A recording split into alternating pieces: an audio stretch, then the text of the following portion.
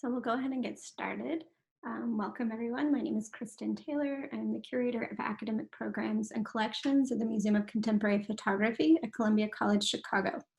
And we're in week 5 of our new program called Photos at Zoom, where we present works digitally from our permanent collection around different themes every week. So this is an extension of a program we do often in our museum called the Print Viewing Program, where we pull works and discuss the work with classes and the general public who want to learn more about the collection. Typically, it's very conversation-based. So this is a little bit different in that we are doing this digitally. And if you have a question, we encourage you to put it into the chat box, as well as if you have any reactions to anything you're seeing, because it's a great way to also interact with the community here today.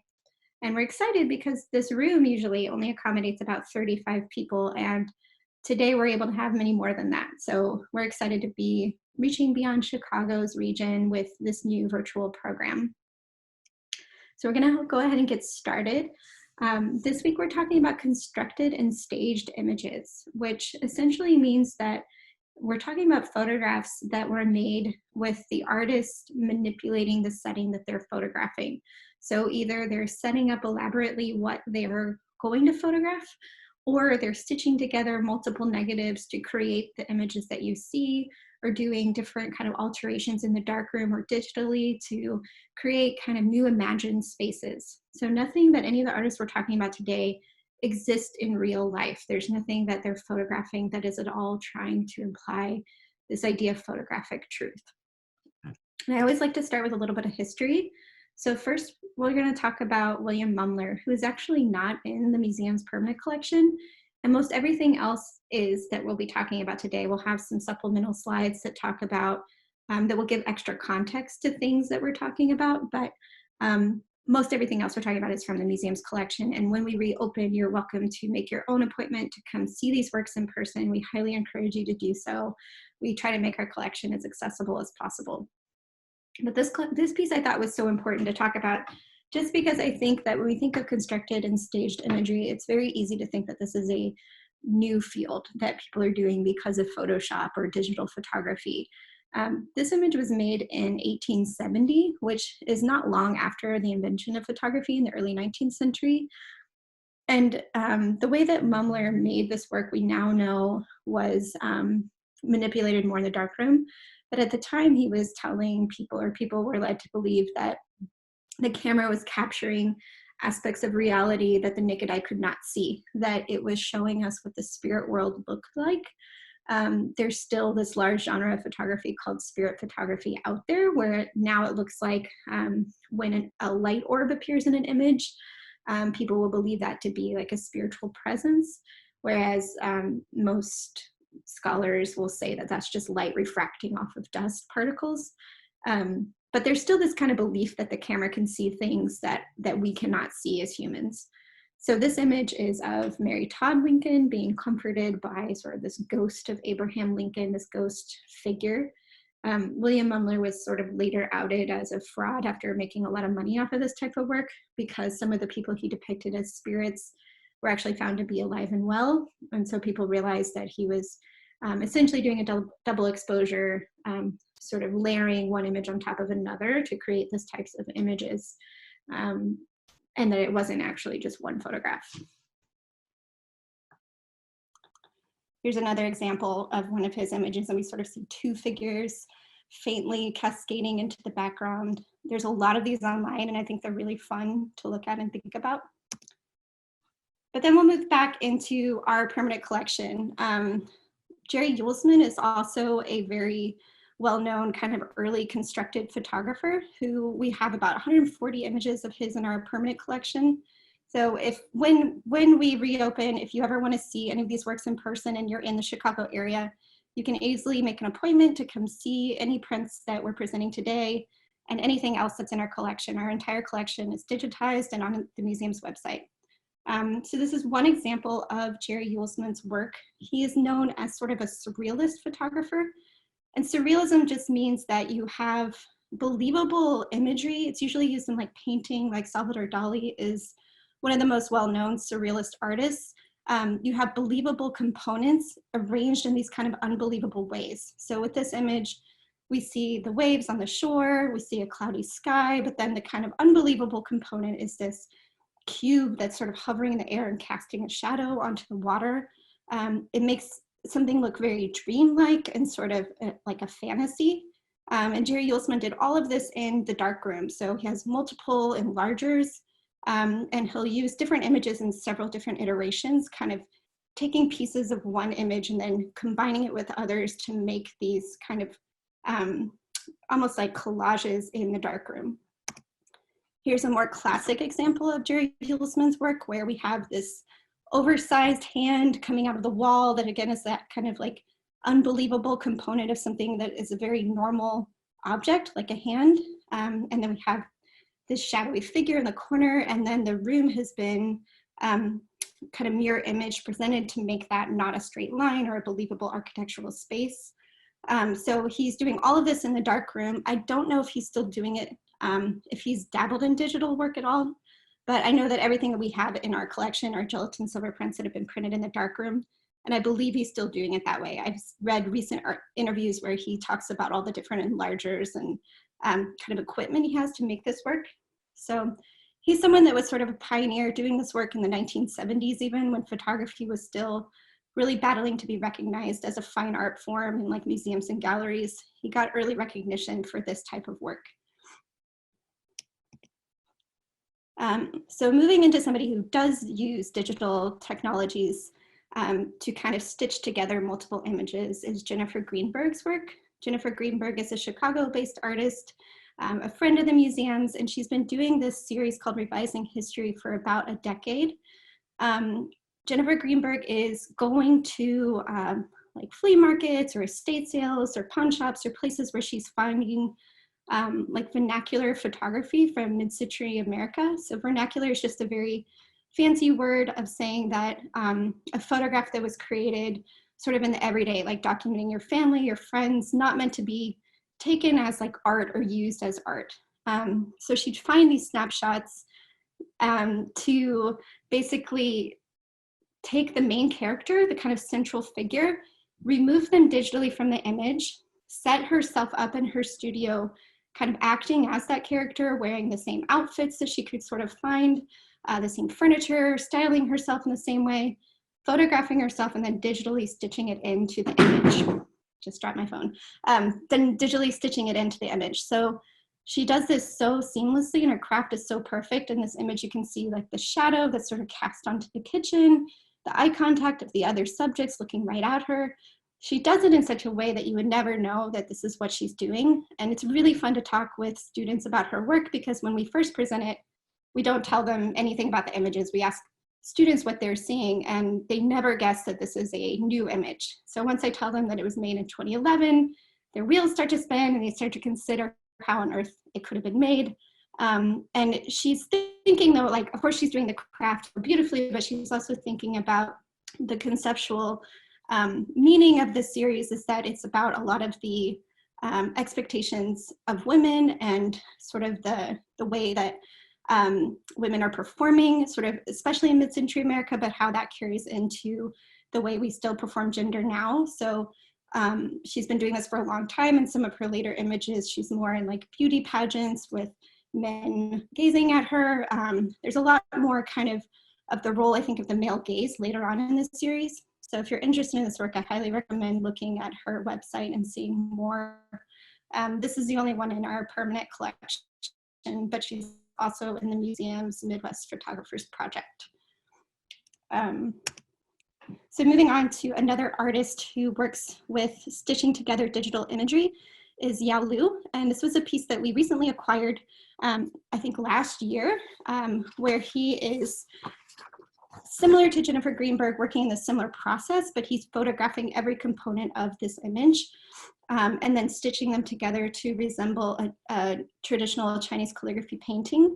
So we see with the kind of vertical composition that it appears more like these kind of scroll paintings we're used to seeing. He has the hand-drawn calligraphy up in the left corner that I asked our friend who helped us acquire this work, George Chin, to translate that poem for us, and he spoke with the artist, and essentially what is written on the top left of this image is a poem by Li Bai, who's one of the most well-known poets of the Tang Dynasty. So the poem essentially is describing how the poet tried to seek comfort by enjoying the mountain views with birds, which made him feel less alone. But then essentially he's only enjoying the view with the birds, so he's still very lonely. That's kind of the gist of the poem. So Yalu is thinking about, of course,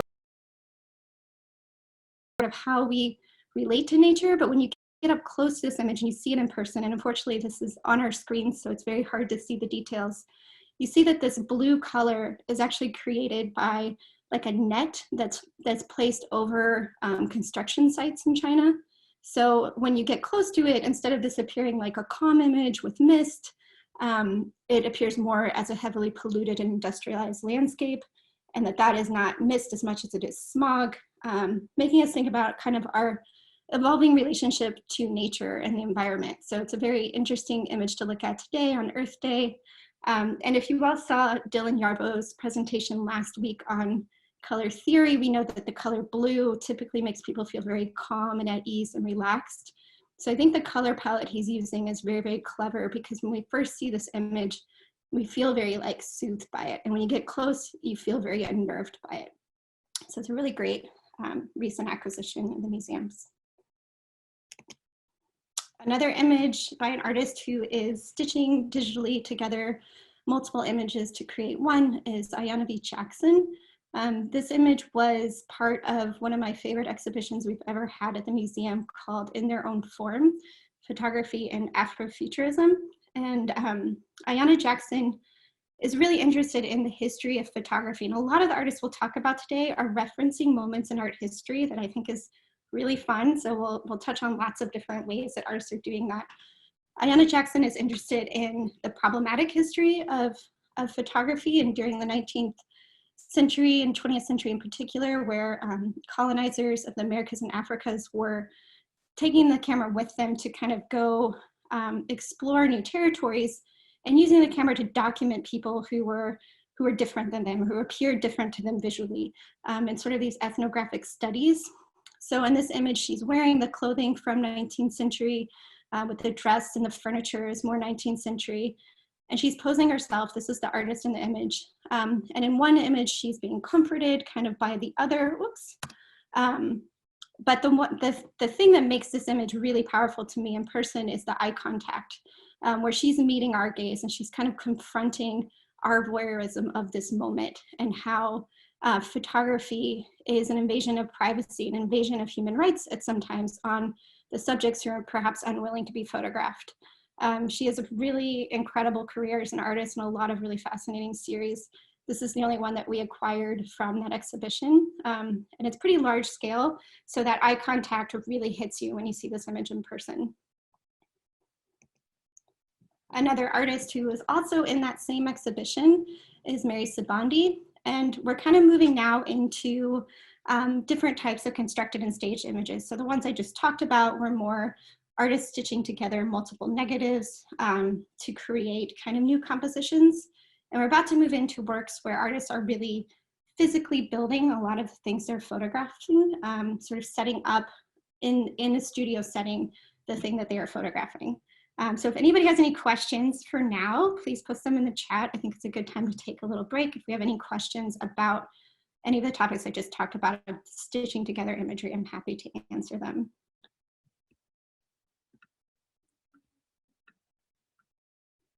But if not, I'll just keep going. So Sibande is a sculptor and a photographer, and she makes everything you see in this image by hand, which I find amazing. This is not a real model. This is a sculpted figure. The character she calls Sophie, and it's someone that she's made several pieces about. It's kind of her alter ego, based a lot on herself, but she definitely falls in this category where Afrofuturism is essentially a genre that's very inspired and kind of like sci-fi, and like this merging of the past, present, and future, and this kind of like timeless existence that's beyond all of our kind of fraught realities and problems with race that we live in today. So this work, she's referencing a very significant moment in the past with the color purple here.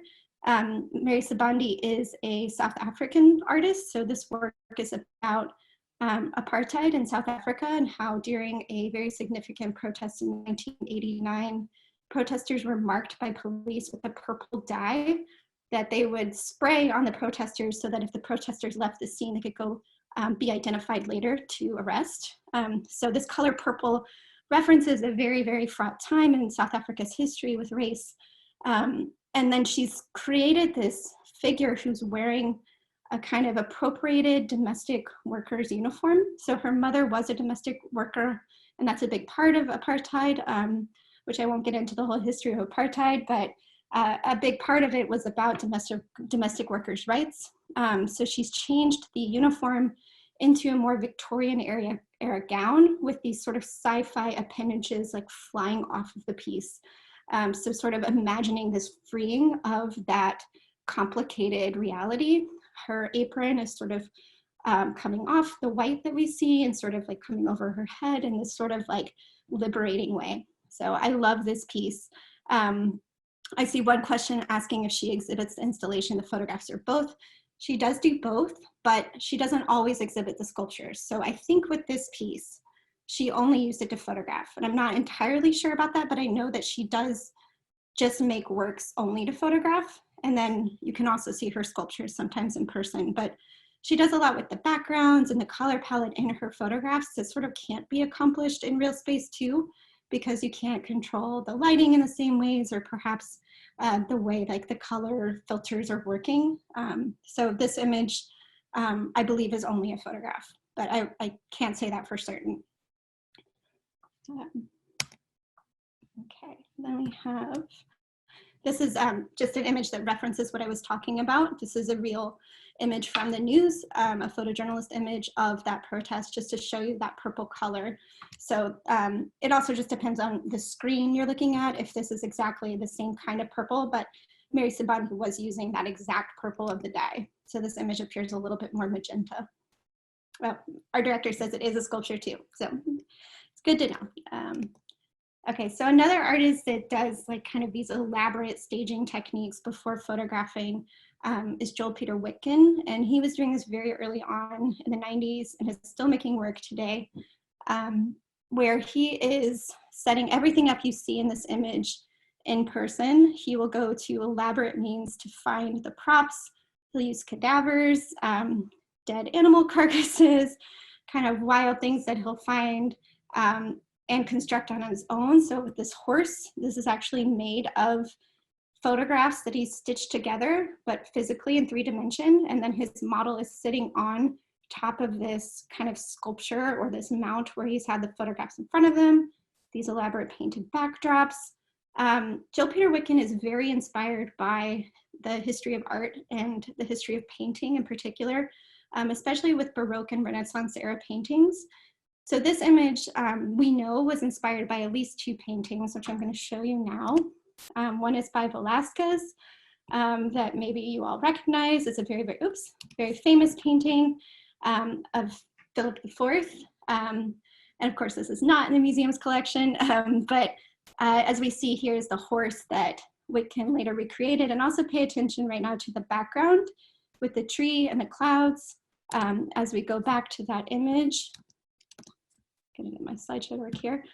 We see again this exact tree and cloud kind of composition. And then another painting he's referencing is by Titian called The Rape of Europa from 1559. So here we see this figure, this female figure here, and the animal. And so we'll go back and we'll see how he's sort of staged that here. Juhl Peter Witkin is really interested in elevating subjects who perhaps have been neglected out of the history of art, like people who are not considered beautiful or maybe outcasts in society. So his models are not as kind of idealized as what you would see in the paintings, and that's very intentional. We're gonna go to another one to show you another example, and this is my favorite Witkin that we have in our collection. So speaking of kind of elevating subjects who are perhaps overlooked, as you see in the title, John Herring, person with AIDS, poses as Flora with lover and mother in New Mexico.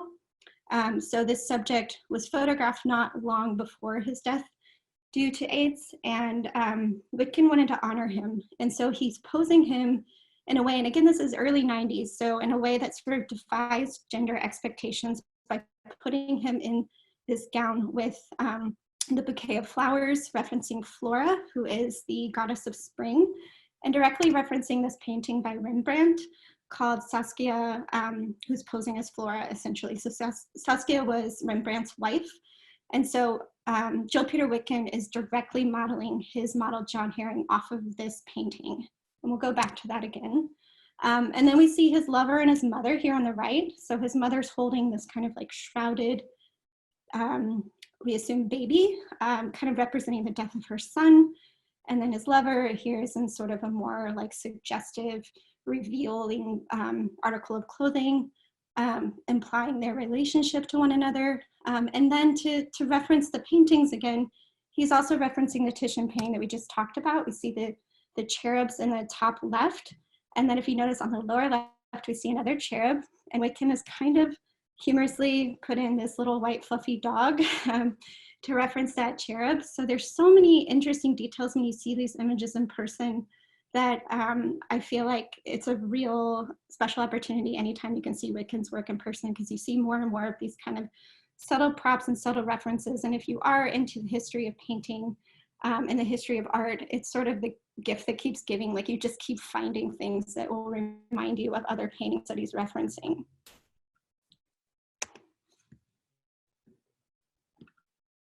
Okay, whoops. Okay. So another piece in the collection that is referencing an interesting moment in the history of art is this piece by Cortis Sonderegger. I love this piece, we just recently acquired it. So I guess I hopefully didn't give it away by accidentally going to the next slide, but does everybody know what this image is referencing? You can just type it in the chat if you recognize this imagery. And tell us what it is if you do know what it is, what this image is about. Yeah, Tiananmen Square is right. So this is modeled after a very, very famous image of in the history of photography. Exactly, yeah, everyone's getting it. 1989, Tiananmen Square. So the major student protests in Tiananmen Square in China. This is the image that was published in the newspaper. There were actually about 4 different photojournalists there at the moment. So there's about 4 different photographs that just slightly vary of this exact moment. Courtesan Sander are modeling theirs off of the image taken by Stuart Franklin. But if you look up this image, you will see other names attributed to that. So just wanted to put that out there first. But here we see a lone figure standing in front of these tanks that are basically threatening the person to move out of the way. And then we have this bus here. And going back to Courtesan Sonderegger's piece, they've recreated it to the detail. But of course, they're zooming out of their studio to show us all the props and sort of giving away how they made it. So we see this like roll of tape here that gives us a sense of scale, or a pencil to know that these are actually quite small. They're made out of these kind of everyday materials. Like here we see bits of like models for these model tanks or model cars. And then these kind of artificial trees and these little different props they've set up. So they do this series. They're both commercial photographers that are usually making work for advertisements in their studios. And they started doing this sort of as a hobby and for fun, and then it became more serious to them, and they made several of these images. Some of them reference the history of photography as far as like photographic art, like Dorothea Lange images. But then many of them deal with photojournalism. Like there's one restaging of 9/11 or the man landing on the moon, the first person walking on the moon. So it's a pretty elaborate series. We chose this image of Tiananmen Square for our collection because of many reasons. One is that we're always talking about this idea of photographic truth and whether or not images can be trusted as truthful documents. So it's a really fun image to talk about with students, especially in this age of fake news, as we more and more are not trusting images that we see in the news even, or things that are supposed to be journalism. We're questioning that more and more.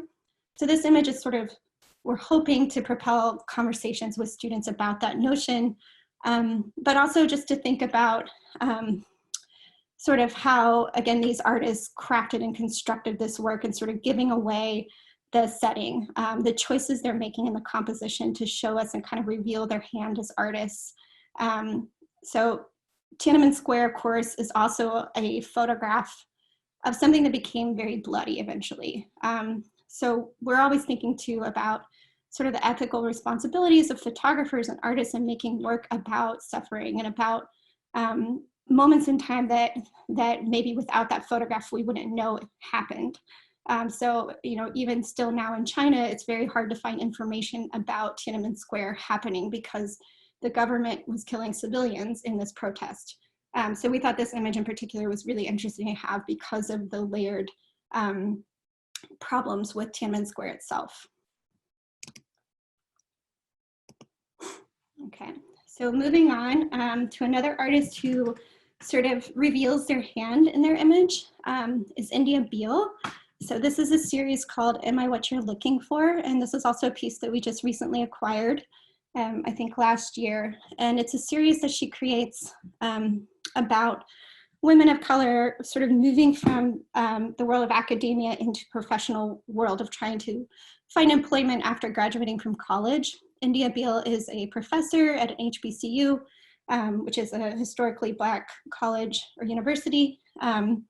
And so she's always mentoring students as they're entering the workforce and hearing stories of women of color, particularly who struggle with job interviews, perhaps not even getting a job interview because of their names, which people kind of immediately determine their race just by their names, or in the interviews being asked questions like, how do I pronounce that? Can I just call you this instead? Or asking questions about their hair and the way they style their hair. So as she photographs people, she interviews them about their real experiences of interviewing for professional jobs in this like corporate environment that's very dominated by white men, and sort of the impossibility of ever assimilating into that culture and how one shouldn't even have to assimilate into that. So this image was made, and all of the series of these images were made within her subjects' homes. And then she set up this backdrop of kind of a corporate office environment. We love this image in particular because you have these like lines of the rug sort of moving into that almost like perfectly, that at first students don't even notice that that's a backdrop. But of course, after you sit with it for a little while, you see sort of the, you know, artificial hanging here that doesn't connect quite. And you know that she's setting up the backdrop. And when you see many of them together, it's always like the same backdrop. So then you also know that this is something that's been staged. So her subjects are wearing what they would wear to a job interview. And it's sort of an interview back and forth where India Beal also documents a lot of the things that her subjects say about this kind of extremely difficult process of interviewing for a professional job right out of school. Okay, so another artist that does similar type of staging with their subjects where it's interview based and it's sort of a collaboration with their subjects is Omar Iman. And this work was part of an exhibition we had last winter called Stateless Views of Global Migration. So Omar Iman is photographing, he's a Syrian artist, and he's photographing Syrian refugees in a refugee camp in Lebanon. And he's interviewing them, asking questions about a dream or a memory that they would want to restage. And so sort of, again, that surrealism that we talked about with Jerry Uelsman comes up in Omar Iman's work, where there's sort of unbelievable elements within believable elements. So we see what would be kind of like a normal dinner like setup. You have the tablecloth, you have the wine glass, the silverware, but then you have a broken plate, and then she's sitting outside in what appears to not be a very idealized landscape. That's kind of our first tip off of this is an unusual moment. And then the other figure is holding like a plate of grass. And what we don't see in this image, only because on Omar Iman's website, he doesn't include the way that it looks in the exhibition, which he usually writes on the bottom a caption. So for this image, the caption that's handwritten on the bottom says, "There was only grass, but I couldn't pass it through my throat. Yet I forced myself to swallow it in front of the children so they would accept it as food."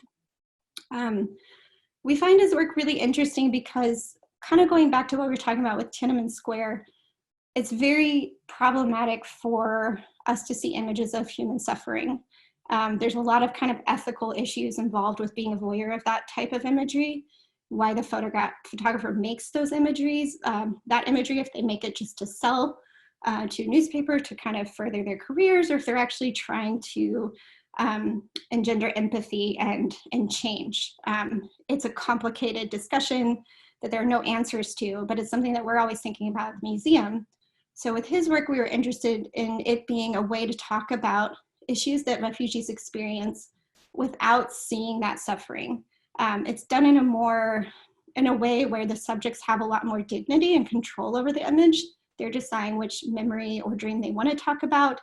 They're also really connecting the gaze and sort of holding the power in this image instead of sort of being the subject that is being photographed and perhaps exploited. This is another image that we have in our collection that was also part of that exhibition. And the caption of this one says, "But at least before we divorced, he was useful to keep the harassers away from my daughters and me." So this one's a little more nuanced. We don't know exactly what the subjects are thinking about, if this is a dream or if this is actually about a real divorce. And then we have a scarecrow figure. So it's a lot more like set up in a way that can be a lot more ambiguous, I think, than the last image. But again, about this very complicated existence in a refugee camp where your version of home does not exist anymore. And how do you tell that story? How do you tell those stories in photographs in a way that respects your subjects and informs your viewers of something that they perhaps have not thought about before? This is just an install shot to show you kind of the handwriting at the bottom of what it looks like. And this is from the exhibition that we had last year. Okay, so I would be remiss to not talk about Cindy Sherman while talking about constructed and staged imagery. So I feel like she's sort of the godmother of this field. We unfortunately only have a few of her works in our collection. So we don't have the very famous film still series that she's the most well known for. This piece was made just slightly after, but if anyone has never seen Cindy Sherman's work before, in the film still series, she is always using herself in the model. And in every series she's doing, she's using herself as the model. So this is Cindy Sherman here. And she does that because she says she's the most willing and at-ready model she can have. She's always going to be able to pose exactly how she wants it. So if she were to work with someone else, it would just make things harder to do. But in the film still series, she is posing as sort of women in films and kind of these different roles of the ways that women are seen in films. But then she's picked this up throughout her whole career, always considering, again, the role of women and how we're kind of seen in media, in television, in magazines, and sort of expectations of beauty. So sort of thinking about what we talked about with Jennifer Greenburg's work earlier, some of those same ideas. But in using herself and over several decades, we see her kind of really change in how she performs for the camera. So in this one, it's interesting because we have this prosthetic head behind her, like she's more showing us the props, almost like this is the photograph before she takes the photograph. We have a wig on the ground. She does all her own styling, her own makeup, finds the costumes, like does it all herself. And she's just a fascinating person to follow. If you're on Instagram, her Instagram account is like these wild filters she's done to her face now that are like these insane kind of characters she's created. But then there's always kind of like a serious, deep feminist underlying, I think, to everything. This image is my favorite of hers in our collection. The title alone, Untitled Cosmo Cover Girl, kind of tells us a lot. So because this image was made in 1990, now we've sort of seen pregnancy sexualized a little bit, like with the Beyonce photo shoot I'm thinking of in particular. But for this image in 1990, we still weren't there yet as a society. And I would argue that we're still not really there to comfortably see pregnancy. She's wearing this prosthetic, of course, torso, which she gives away here, like on the neckline. You can see that it obviously does not connect with her skin in any believable way. And then she also sexualizes it. She's wearing a wet t-shirt. So you see like her nipples through the shirt. You see this very exaggerated belly button. And it's, you know, of course, being like barely held on. But then her styling of her makeup and her hair is more like this warrior. And I love it because the gaze is so intense, where she's sort of like confronting us with her beauty as this wild pregnant woman. And Cosmo, the magazine itself, is all about kind of pleasing men, as far as I know. I don't know if this magazine has changed since the 90s or since I last saw it, but it's usually about how you can give sexual pleasure to your male partner. So for her to choose that as the name of her piece here, I think is implying a lot about those kind of bizarre expectations of beauty and expectations of what pregnancy looks like. Yeah, so Demi Moore, that's right. Demi Moore did pose for Vanity Fair cover in 1991, that's true. This image I think was made just slightly before that, but that is an important turning point. And of course, like, women have been depicted in art and pregnant in images definitely before then, but just not in a way that I would call sexualized typically. Demi Moore definitely was an important, thank you for bringing that up, Neely Drown. Okay, so another artist who has been doing constructed and staged imagery for quite some time is Phillip Boureau. This image I love to talk about with students because typically they don't think of it as a stage photograph right away. It looks much more like a street photograph. We have the bag of oranges moving, kind of implying movement, as well as the bus, the stoplight. Of course, it's like a dense city environment. This is right in the middle of New York City, where there's a lot of people moving about, not even aware they're being photographed. And after a while, when people sit with this image, they start to pick up on the staged nature of it because of the lighting. So right in the middle is this kind of couple locked in sort of like a trance, and they have this lighting hitting them in a way that's sort of different than everything else in the image. So Phillip Boureau for this series is doing sort of a mix of staged and street photography in a very interesting way, where he's setting up actors in the middle of these dense urban environments, and then he'll have his lighting and his camera up, but in places like New York, that's not unusual at all to see. So people just kind of ignore him and they kind of keep going on with their lives while he makes the photographs. So they kind of toggle this line between natural and unnatural that I find really captivating. Another image we have in our collection here is of Tokyo, where we see the woman with the lighting really hitting her face, and then the figures in the background perhaps unaware that they're being photographed. This one is not as interesting to me because it's not so dense. I think that the last image, it really captures movement in a way that is really captivating. Phillip Boureau also has a really interesting history that I like to talk about with students about the rights of street photography, because he was photographing, setting up his cameras in dense urban populations or urban spots. And he would have a little sign up that would say, if you're stepping here, you may be in my photograph. But with so much going on, a lot of people don't notice that or don't pay attention. And so he took a portrait of one man whose religion sort of, it was against his religion to be photographed for like a commercial gain. The man later saw his photograph in a gallery in New York being sold for a lot of money and sued the artist for violation of privacy. But Phillip Boureau won that case because it basically protected the rights of street photographers moving forward. That if you're in a public space, you may be photographed for someone's art. So it's just a really interesting story to look up if you're interested in his work, or just kind of like the history of street photography itself, or making this type of work in public spaces.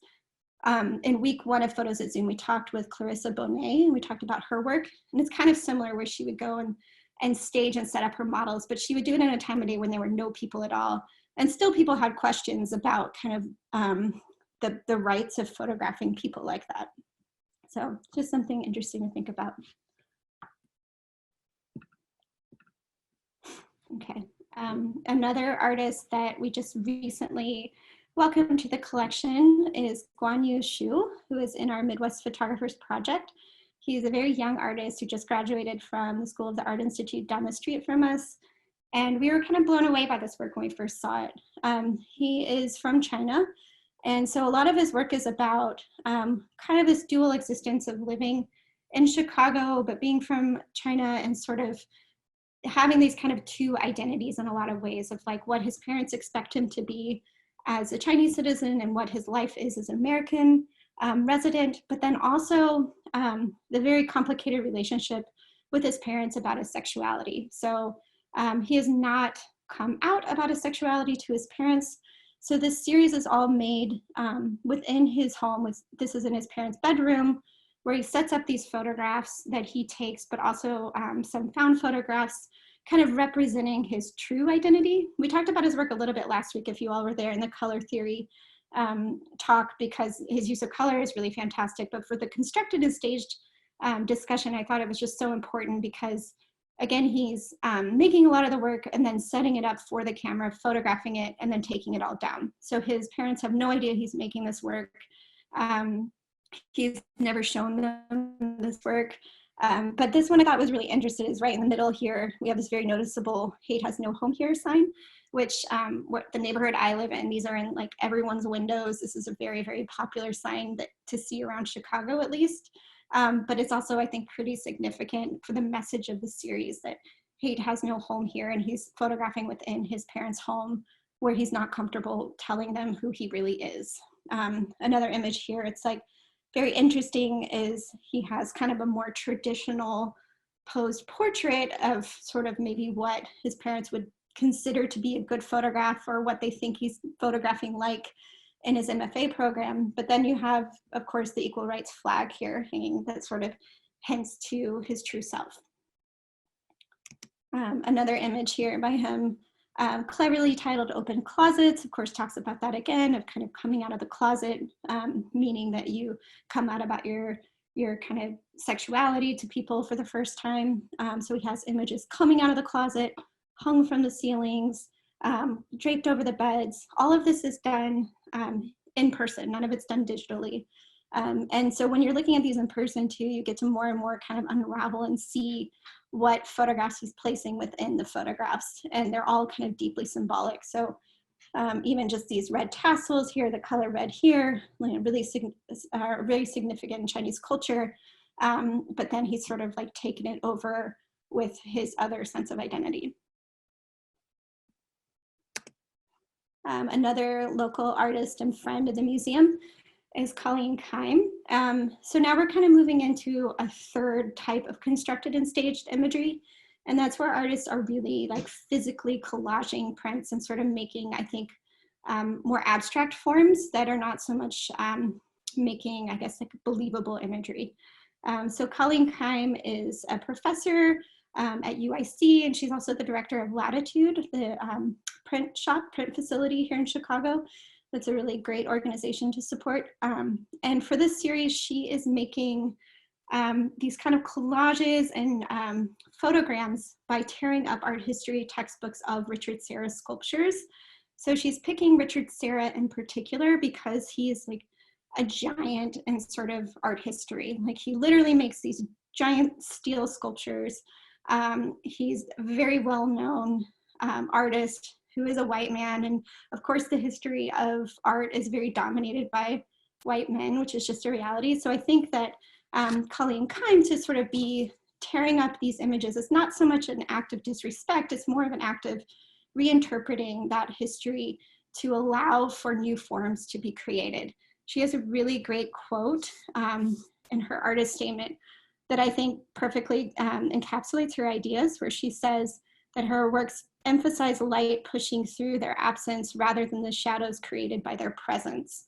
So I think that's just such a great way of putting that series, and that she's kind of breaking it up to create new ways for light to emerge and for new forms in art to emerge. She's really interested in light and how to work with light. So even by making photograms are when you just place objects directly on light sensitive paper and then expose it so you get the shape around the light.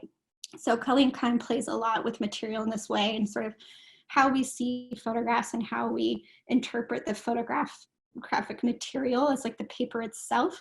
So they're really important to see in person, but hopefully this digital version gives it justice. So this is just an example of a Richard Serra sculpture to give you a sense of some of the scale and how you can kind of move through these sculptures and really kind of be enveloped by their hugeness. And they're also always in this kind of like gray steel color palette. Another artist who works with collage in a way that I find really interesting is Daniel Gordon. So to make this work, he takes several photographs, cuts them up, kind of rearranges them, adds like bits of other materials. So here on the lake here, we see like string that's sort of been attached to the top of the lake to really like exaggerate regular body hair. And then of course it's like multiple different bodies, so it doesn't really connect in a logical way. Here we have a thumb that's then cut into like craft paper that's just a fleshy color that of course is not a real photograph of a thumb. And my favorite part about this image is that we have a backdrop that is out of focus to kind of imply a depth of field, where in photography, the depth of field is sort of the things that are in focus are in the foreground, and in the background, if they're further away, they're not in focus. Or you could shift to where the background is focused and the foreground is not. So he's put this blurred photograph to imply depth of field, but we are seeing something that likely is not that far away. We have a little bit of the shadow created from the actual collage cast onto this photograph he's placed behind. So kind of playing again with our expectations of what a photograph should be and sort of the photographic representation. He has a lot of really interesting work, and his more recent series reinterpret Henri Matisse's paintings with these beautiful blues. So he is also thinking a lot about the history of art, like a lot of the artists that we've talked about today are doing. And then this artist I wanted to talk about for sure because she is actually giving a public talk tomorrow on Zoom. So if you go to the museum's homepage, there will be a link to that, and I hope you all can go tomorrow at 6 p.m. or go, I guess, attend. So Anastasia Samoylova is a photographer who we have two works in our collection from an older series of hers called Landscape Sublime. She's doing a newer series on climate change in Miami that is quite different than this, but also really thinking about the constructed photograph, I think, in a lot of ways. For this series, she's working with images of landscape that she's printed from like photo sharing websites or perhaps created herself. Printed, folded, scored, arranged over mirrors, set this up in studio to create these kind of sculptural forms, reinterpreting these kind of like tropes in photography, like these things that we see photographed over and over again. If you all saw Jordan Putt's discussion on the history of landscape photography and landscape photography that was a few weeks ago, he gets into a lot of that, like images of mountains or like the Ansel Adams photographs that we think of when we think of landscape photography. She's really reinterpreting kind of our expectations there of the landscape, and also, again, like Daniel Gordon, kind of our expectations of what a photograph should look like and is, and thinking of it as a sculptural form too. So tomorrow at 6 p.m., please join us and watch Anna speak about her work because she's a really fantastic speaker. And then I'm going to end on one more artist who is in the MoCP family. Ross Sawyers is the chair of photography at Columbia College, Chicago. And he will be giving us a behind the scenes studio tour of his work next Friday. And we were excited to ask him because I know he has a pretty elaborate studio set up in his basement in Skokie, and I'm excited to see it in this format with you all, so I hope you can join. This series is a little bit older. It's from 2009 when the artist was living in Seattle, and sort of right after the recession started that was kind of sparked by the housing bubble burst. So when people were investing a lot of money in real estate, and these like quick real estate developments that were built pretty shabbily and not at all like kind of built to last, and then getting these subprime mortgages that then of course didn't work out for people. He's making work about this kind of decline in the housing industry. And he's setting up everything in camera. These are like miniatures that he's built. So it's all made out of like paper or kind of like perhaps real wood that he's placed, but it's all done in these very like small scale. And so he's put this little piece of plastic sheeting over the window to kind of imply the bad craftsmanship of these temporary homes.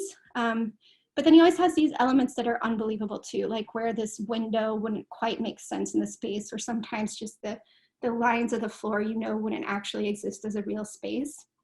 but he'll play with the daylight coming through and also these kind of believable elements to really confuse the viewer.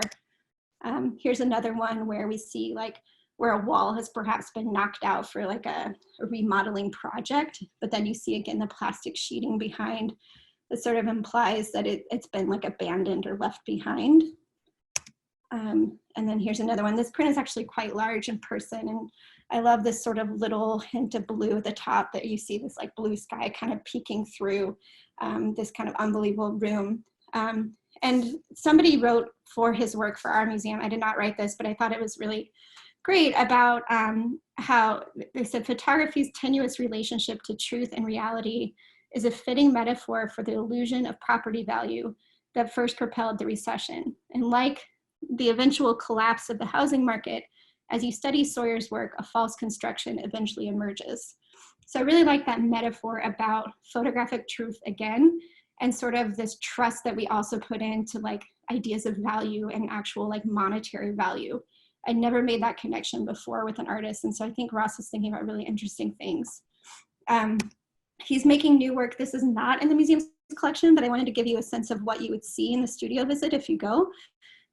Where he's making now a series called The Future Isn't What It Used to Be. And he's actually been making this for a little while, so it's a little eerie now in the place we're in as society, where he's been thinking about kind of this post-apocalyptic reality where there's no home value anymore. People are setting up or building their own structures to live in, and it's this kind of like society that it's like every man for themselves. And so it's dark and foreboding and eerie and great.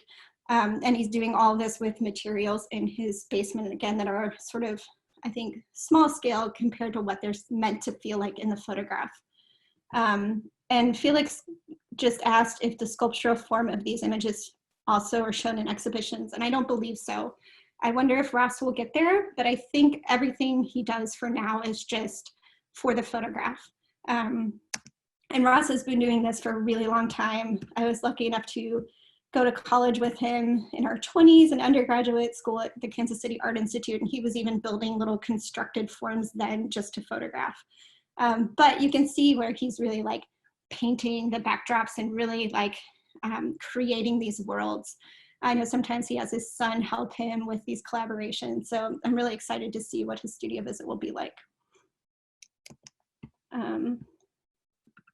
So I always love to have a little contest, and I hope that people are inspired as you're home to make your own constructed and staged images, because there's no limit in this type of work you can make. You can set up anything in your home to photograph.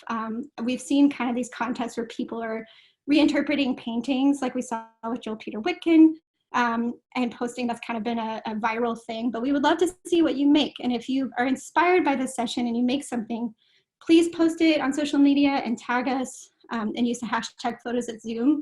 And if we see some great ones, we'll give away some of our MoCP publications to people who put in the time to make that work. We'd love to see it. And then also I wanted to make sure that I told you all about some upcoming events, because there's a lot of great things coming up. So tomorrow, Anastasia Samoyeva will be talking at 6 p.m. And then on Friday, Jay Wolke will be talking about his work, and that's to complement the color theory talk that we had last week. Jay Wolke is an expert in color theory. He was the last chair of the Institute of Design in photography. He has a really incredible history as an educator and artist, so we're really excited to see his studio. And then next week, the next Photos at Zoom session is with Lindley Warren McCunius, and she will be talking about portraiture and the human subject. And then again, we'll have the studio visit with Ross. So we're doing a ton of events in the museum, even though we're closed. Our homepage will link to all of these, but also there's mocp.org/events. You'll see everything in a row. So then also this presentation and any resources related to this topic will be available on our Photos at Zoom webpage. But we have a few minutes, I guess, to take questions. If anybody has a question, please go ahead and put it in the chat.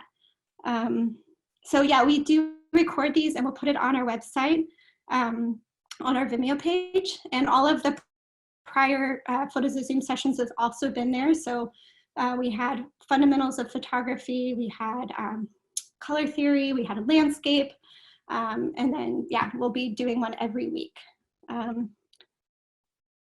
Let's see what else, if there's any other questions. Yeah, but thank you all for coming, and we appreciate you adapting with us and registering. I know it's an extra step, but trying to make sure that we don't get Zoom bombed again.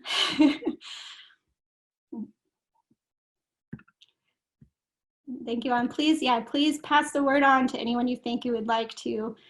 Oh yeah, again, we got Zoom bombed last week at the very end of one of our presentations. It was pretty harmless, but enough to make us add registration.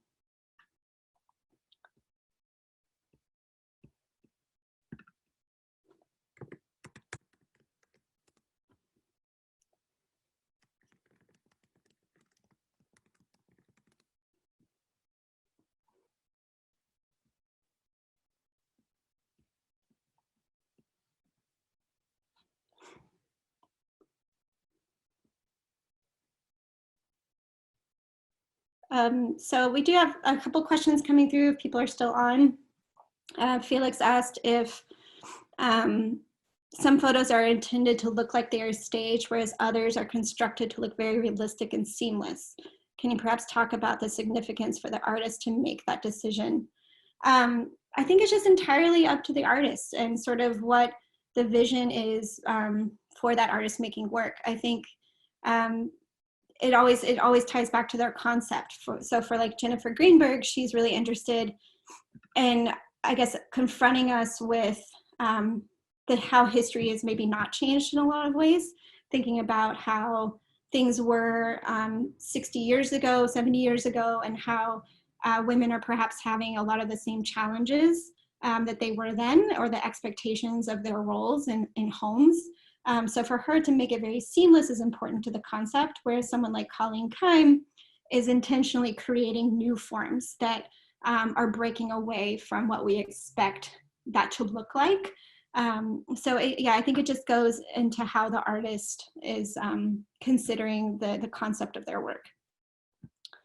Oh, and that was Jasmine Kwong's question. Thank you, Jasmine.